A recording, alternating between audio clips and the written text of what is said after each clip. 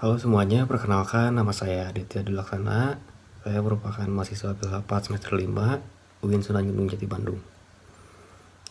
Pada video kali ini saya akan memaparkan hasil dari kuliah lapangan kemarin pada tanggal yang dilaksanakan pada tanggal 28 Desember 2021. Kemarin saya melakukan suatu, lebih tepatnya kunjungan ke salah satu lembaga yang bernama Ketiga. Ketiga ini merupakan suatu lembaga non-profit yang berdiri sejak tahun 1991. Nah, lembaga Ketiga ini didirikan oleh sekelompok peneliti dari Institut Teknologi Bandung dan juga Institut Pertanian Bogor. Pada saat itu, Ketiga ini menjalani riset kolaborasi tentang pembangunan perdesaan bersama peneliti dari Institute for Social Studies. Ketiga ini merupakan suatu lembaga sosial yang bergerak untuk memberikan suatu perubahan bagi kaum marginal di Indonesia gitu. Melalui riset, melalui advokasi, melalui pertukaran pengetahuan gitu. Nah, melalui kegiatan-kegiatan itu Ketiga berusaha untuk memberikan ruang bagi kaum marginal untuk mengeluarkan sumber daya dan proses kebijakan-kebijakannya. Nah, terutama di area perburuhan, usaha mikro yang kecil gitu, agraria, pembangunan yang berbasis masyarakat, kebijakan pengangguran dan pelayanan publik. Penelitian di AK3 ini pada umumnya menggunakan pendekatan kualitatif gitu, dengan tetap mempertahankan data-data yang telah dikumpulkan secara kuantitatif gitu. Data-data yang diperoleh ketika melakukan penelitian itu dikumpulkan dengan cara wawancara secara mendalam, observasi secara langsung, diskusi kelompok yang terfokus, dan juga survei.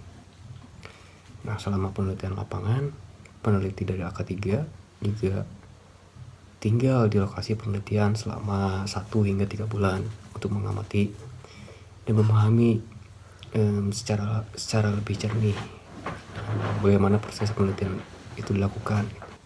Seperti yang kita ketahui bahwa krisis iklim itu bukan suatu persoalan atau permasalahan yang terlepas dari permasalahan-permasalahan yang terjadi di Indonesia gitu.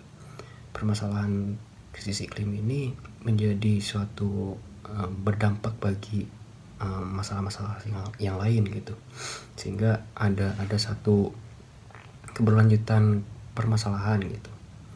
Semisal dengan permasalahan itu berdampak pada isu-isu kesehatan, isu-isu ekonomi, isu-isu ketahanan pangan, isu-isu ekologis bahkan. Nah, jadi pada saat itu saya mengajukan pertanyaan kepada lembaga AK3 tersebut, apa sih sebenarnya langkah-langkah yang dilakukan oleh atau program-program yang akan dijalankan oleh AK3 itu sendiri gitu sebagai sebuah lembaga peneliti gitu. Dan jawaban dari salah satu yang kami wawancarai itu, posisi dari lembaga AK3 itu mengevaluasi dari hasil undang-undang yang telah dikeluarkan oleh pemerintah gitu. Artinya AK3 ini memiliki peranan yang cukup sentral dalam menangani suatu permasalahan krisis iklim gitu. Dia berusaha untuk lembaga tersebut berusaha untuk mengevaluasi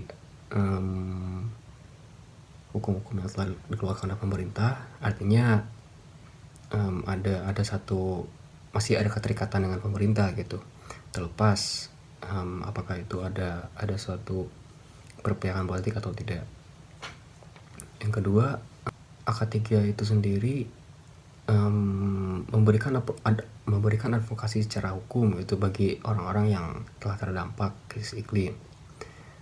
Artinya ya AK3 juga sendiri langkah-langkah atau program yang dilaksanakan tentu dengan melakukan program program yang sedang dijalankan oleh AK3 sendiri tentu berkaitan dengan proses penelitian.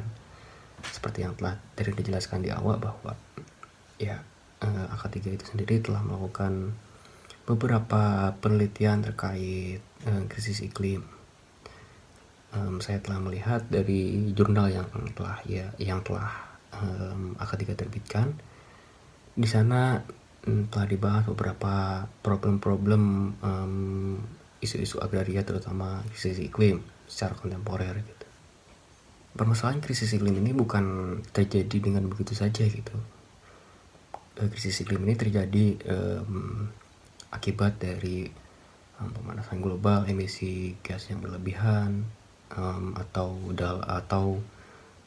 dari sektor perhutanan terjadi pengundulan hutan, dari segi maritim, dari segi kelautan dia melakukan suatu eksploitasi terhadap laut gitu, terhadap ekosistem laut, sehingga terjadi beberapa keterputusan rantai makanan gitu dari yang seharusnya. Misalkan permasalahan yang terjadi dalam krisis iklim ini contohnya seperti misalkan pembangunan PLTU yang berdampak pada polusi yang dikeluarkan oleh PLTU tersebut gitu, sehingga mengakibatkan paru-paru warga yang berada di sekitar atau yang bermukim di sekitar PLTU tersebut, paru-parunya menjadi bermasalah.